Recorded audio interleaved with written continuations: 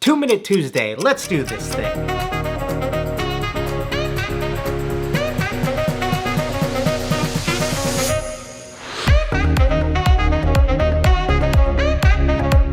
Hey, what's going on guys? Dejesus here, and today we're going to show you guys how to do a very simple wood grain effect. And we have something special for you as we're going to be including a free stencil file so that you can do this completely on your own. So down in the description of this video, I'm going to be including this stencil file in 3 different file types so that you can use this regardless of whatever type of vinyl cutter you may be using. So we recently had a project come up with loads of all brands. You never know who might reach out to you in this crazy world of custom shoes.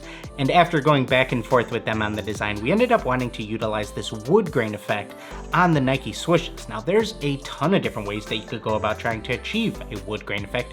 We've even done videos previously on this channel in a much longer format, but for this design and for this tutorial, we wanted to utilize a much more simplified variation of it. So let's go ahead, throw 2 minutes on that clock, and let's dive right in. So here's what my pair looks like so far, as I've already laid down the background for my upper, and now we're ready to move into painting our Nike swooshes. I'm going to begin by laying down a base coat of light gray done by hand before we move into any of our airbrushing, because light gray is always going to work as a great base coat to make sure that all of our colors are nice and true when it comes to airbrushing, and it's going to cut down on the total amount of coats needed. Now when it comes to color selection for our wood grain effect, we really only need to make 2 custom colors in order to achieve this. So starting off with our lighter color, I'm going to create this by using 2 parts Play in the Sand, 1 part beige. And then for our darker color, in order to create this one, I ended up using about a 1-to-1 ratio of dark taupe and light brown. Next up, we're going to mask off our Nike swoosh along with the rest of the entire shoe. When it comes to deciding which of these 2 colors should you lay down first, along with which portions of the stencil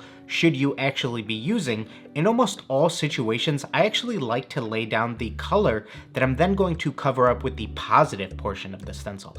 So if we take a look at our wood grain pattern, the positive portion of the stencil would be considered our line work or our darker color. So I'm going to lay down a couple of quick coats of our darker color first. Now we're ready to get our vinyl stencils cut out, so I'm going to go ahead and open up the file that we have linked down in the description here in Silhouette Studio. You can really easily scale this design to whatever size you might need for whatever surface you're working on, but in order for it to fit nicely on this Nike swoosh here, what I'm going to do is go ahead and measure it out from the front to the back, and it ends up being about 5 3/4 inches. And since I want this pattern to overhang by a little bit, I don't want it to end abruptly on the swoosh itself, I'm going to go ahead and add about an additional 1/2 inch or so. So my final design ends up being about 6 1/4 inches, and now we're ready to go ahead and get this cut out. Once we head over to our Send tab in Silhouette Studio, a lot of the preset settings that they have for a lot of these materials will work totally fine for you, assuming you're still working with a relatively fresh blade. So I always like to opt for vinyl glossy, and then over time as your blade starts to dull out, you might need to up your force a little bit. And a quick little tip, if you're trying to determine how fast or slow you should have your speed set to, the more curves that you have within your design, the slower you want it to go. So if you were just trying to cut out a perfect circle, you would want to have that set all the way down to 1. But if you were just cutting out a bunch of straight lines within a rectangle, that's when you could have your speed turned up higher than usual. Let's throw some of our Oracal 811 vinyl on our cutting mat and then hit send. I'm going to place some Greenstar Layflat Classic transfer tape directly on top of our design, press that down thoroughly, remove our backing, and then we're ready to weed out all of the negative portion of our stencil that we will not be needing. We can then place this right on top of our Nike swoosh, and it's really important that you try to press this down thoroughly before removing any of that transfer tape, just to make sure that your pattern is going to stay intact.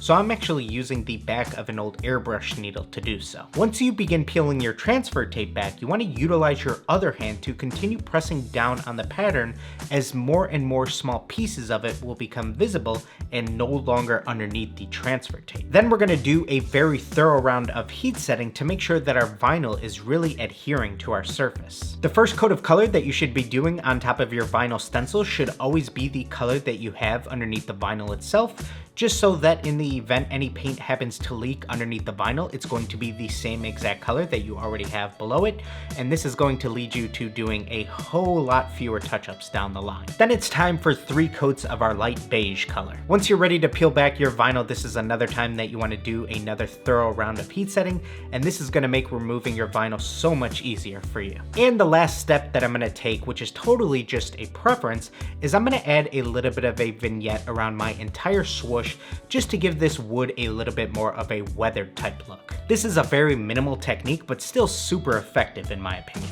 And now we're ready to go ahead and peel back our tape and see how this whole thing turned out.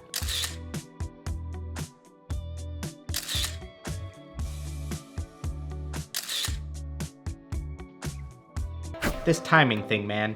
Clearly not my Tuesday. Anyways, hopefully you guys enjoyed today's video. Please go ahead and drop a like on it if you haven't already.